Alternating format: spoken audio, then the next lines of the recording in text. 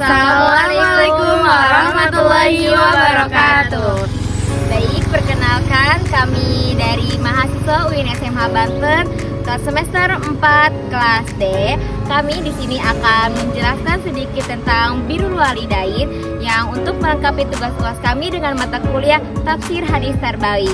Yaitu saya Pipit Trianingsih, saya Siti Nadiatul Faiza, Saya Tertianingsih. saya Titi Yuliana Sari. Baiklah, marilah simak video kami. Selamat menyaksikan. Bismillahirrahmanirrahim. Innal hamdalillah nahmaduhu wa nasta'inuhu wa nastaghfiruhu wa na'udzubillahi min syururi anfusina wa min sayyiati a'malina may yahdihillahu fala mudhillalah wa may yudhlil fala hadiyalah. Kami panjatkan segala puji dan syukur kita kepada Allah Subhanahu wa taala dan kami hanya mohon perlindungan kepadanya. Seraya memohon ampunan dan perlindungannya dari segala keburukan jiwa dan kejelekan perilaku.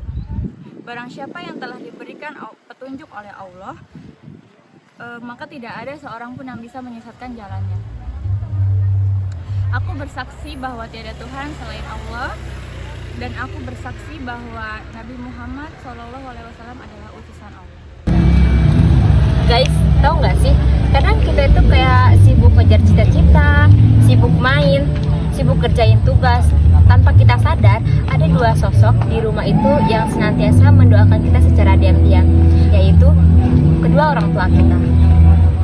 Padahal Allah itu perintahkan kita loh untuk berbakti pada orang tua, berbuat baik kepada orang tua. Bukan cuma saat kayak kita memberi rezeki untuk dirinya, tapi kita juga kayak setiap hari tuh kita harus harus memberikan dia, kayak mengirimkan dia doa atau lewat kata, sikap, perhatian. Itu juga penting gak sih? Benar banget. Benar. Dan Birrul Walidaini itu kan bukan soal kita memberikan materi terhadap orang tua ya, tapi juga kita mendengarkan, memperhatikan dan serta mendoakan setiap sujud mereka loh, setiap sujud kita untuk mereka loh. Nah, selagi mereka masih ada, kita tuh nggak boleh tahu sia-siain waktu. Kita tuh harus kayak meluk mereka, ucapin terima kasih, minta ridho kepada mereka, karena ridho Allah itu ada di kedua orang tua kan? Ya, betul banget. Nah, apa sih bir dan walidaini itu, teman-teman? Jadi, bir itu artinya berbuat kebaikan, sertakan walidaini itu artinya berbakti kepada orang tua. Jadi, kenapa lafaznya itu dipilih kata bir? Karena bir itu memiliki makna yang sangat berlimpah kebaikannya.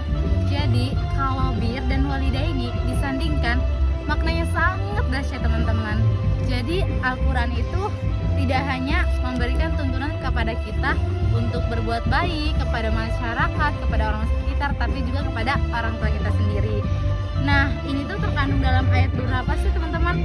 Ada beberapa ayat yang menjelaskan bahwasannya kita harus berbakti kepada orang tua. Yang pertama yaitu dalam surat Al-Isra ayat 17 yang ayat 23 sampai dengan 24, yaitu ada Quran surat Al-Luqman ayat 14, juga surat Al-Aqsa yang terdiri dari 15 ayat.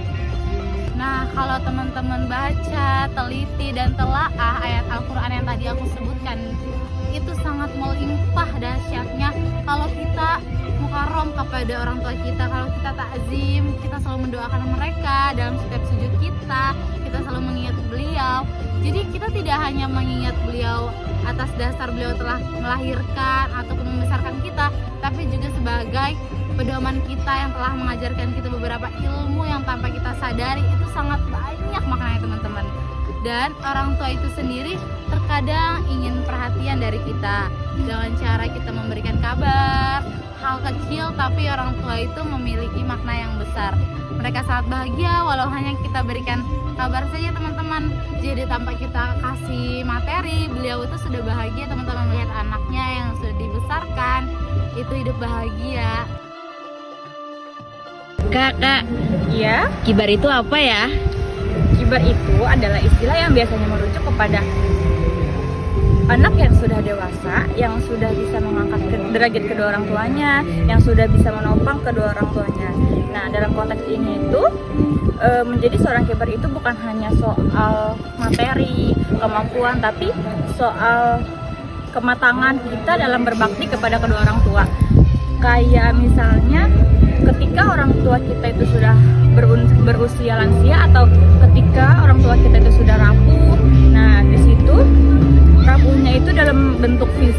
dan mental ya.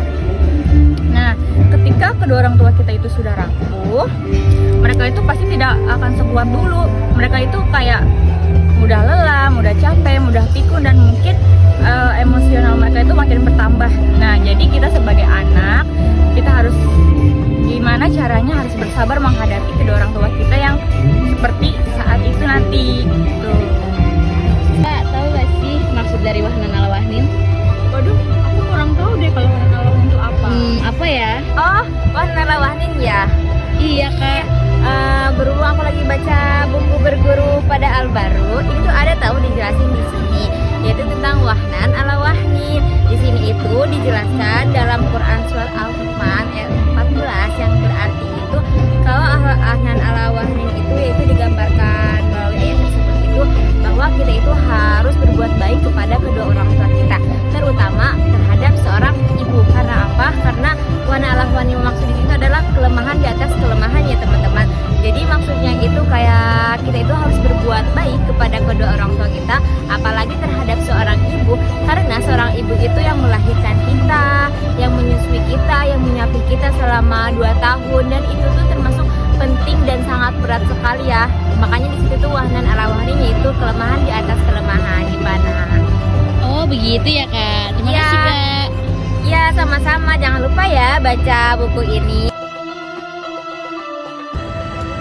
Nah, yang terakhir nih teman-teman, Allah menyebutkan konteks usia seorang anak jika sudah berusia 40 tahun harus rajin-rajin nih mendoakan orang tuanya. Kenapa 40 tahun ya? Kenapa? Maksudnya itu, penyebutan 40 tahun adalah sebagai ibrah.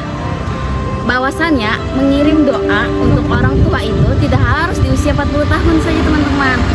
Maka bersyukur kita yang masih memiliki kedua orang tua, yang masih diberi umur yang sehat. Lalu seperti sekarang ini, rajin-rajinlah kita untuk mengirimkan kedua orang tua kita suatu doa, lalu memberi perhatian, lakukanlah amal yang soleh. Nah, begitu teman-teman. Baik, kesimpulannya adalah bahwa kita sebagai seorang anak harus senantiasa berbakti kepada orang tua, Menyayangi kedua orang tua Mendoakan orang tua. dan menghormati orang tua. Baiklah, sekian video dari kami. Semoga dapat bermanfaat bagi kita semua. Dan jangan lupa untuk membeli buku ini. Sekian dari kami. Wassalamualaikum warahmatullahi wabarakatuh.